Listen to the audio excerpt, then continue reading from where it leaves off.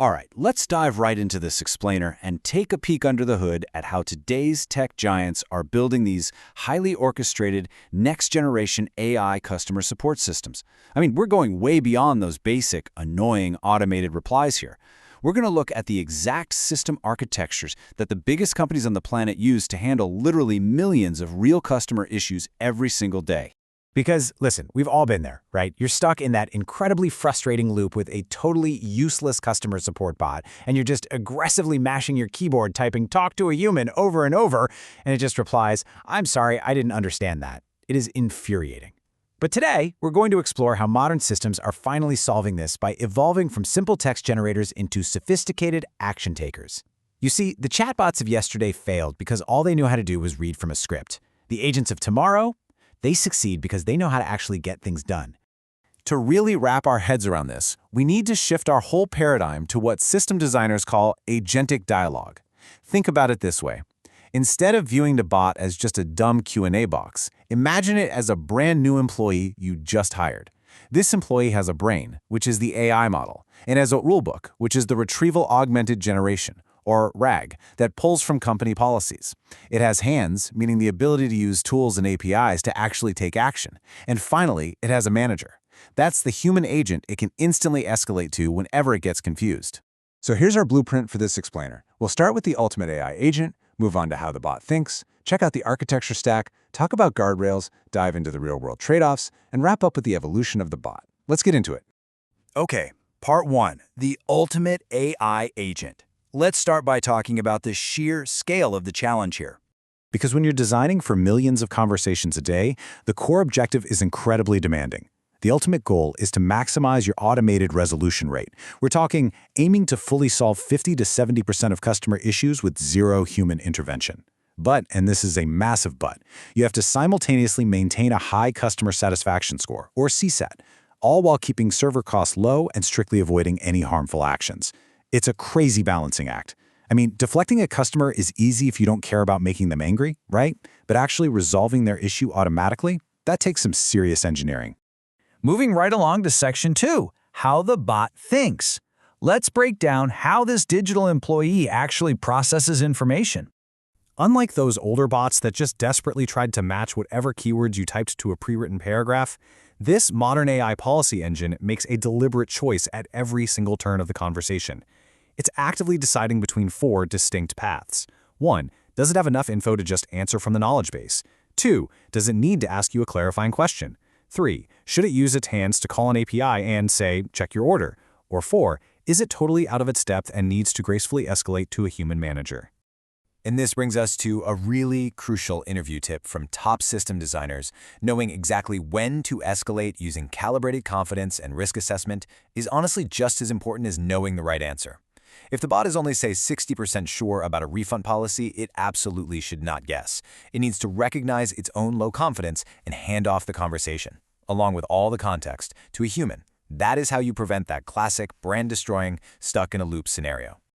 Okay, section 3.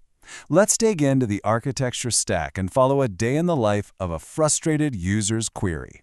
We can map the entire flow of a single query through 4 distinct architectural layers. It starts with the user's raw text input, flows to the policy decision engine, takes action through tools if it needs to, and ends with either a generated reply or a human escalation. Let's zoom in on what happens at each step. First up, the customer's turn comes in. Let's say they type something like, "Where the heck is my package?"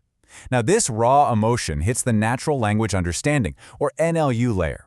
The system takes that messy, frustrated human input and translates it into a structured intent, something like track_order or complaint_shipping, that the downstream system can actually understand, while also making sure to flag that negative sentiment.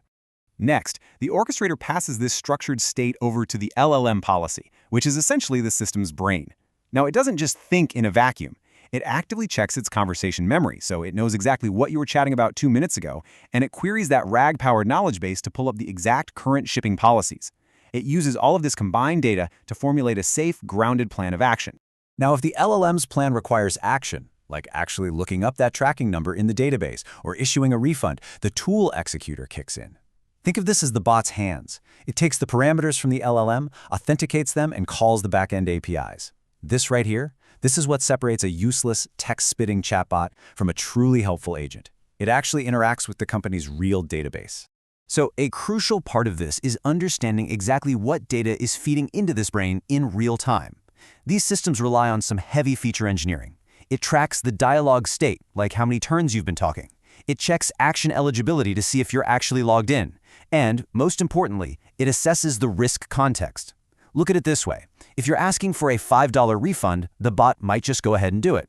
But if you're demanding a $500 refund, that high-risk context immediately triggers an escalation or a super strict confirmation protocol. Which brings us perfectly to Section 4, guardrails. Because we're giving AI the power to touch financial backends and personal data, we absolutely have to talk about safety.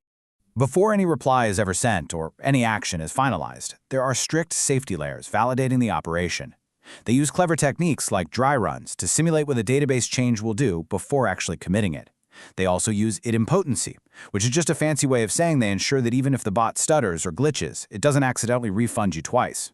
And if the system's confidence ever drops below a set threshold or the risk calculation flashes red, it slams on the brakes and instantly escalates to a human. And that specific insight is huge. Escalating early on hard or highly sensitive cases protects your customer satisfaction way more than stubbornly forcing a user through a broken automated loop.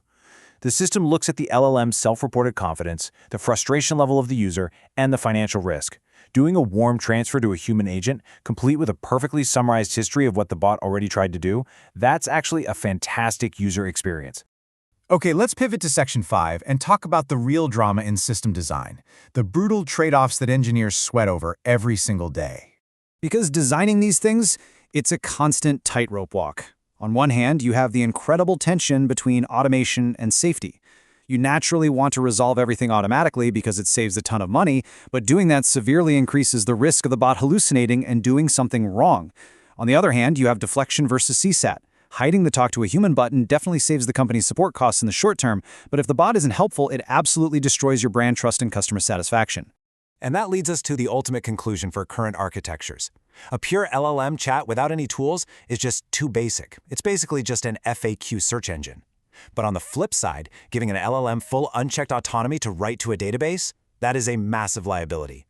So the only mature, enterprise-ready path forward is the middle ground: guarded tool use. You have to gate any write actions behind strict confirmations, maximum value limits, and rigorous safety checks. All right, final section, evolution. How do companies actually roll out something this potentially dangerous without crashing their entire business? Well, they do it very systematically. Nobody just launches Phase 4 on day one. It's a crawl, walk, run approach. They start with an MVP in Phase 1, a completely read-only bot that just retrieves help articles. Once that proves it won't break anything, they move to Phase 2, letting the bot use tools to just read your order status. Then in Phase 3, they carefully unlock write actions, like issuing a refund, but surrounded by heavy guardrails. Finally, they reach Phase 4, advanced agents that can do multi-step autonomous planning and self-correction. If you try to over-automate too early, you'll ruin user trust, so you really have to ramp up the autonomy step by step. Which leaves us with a pretty fascinating thought to close on.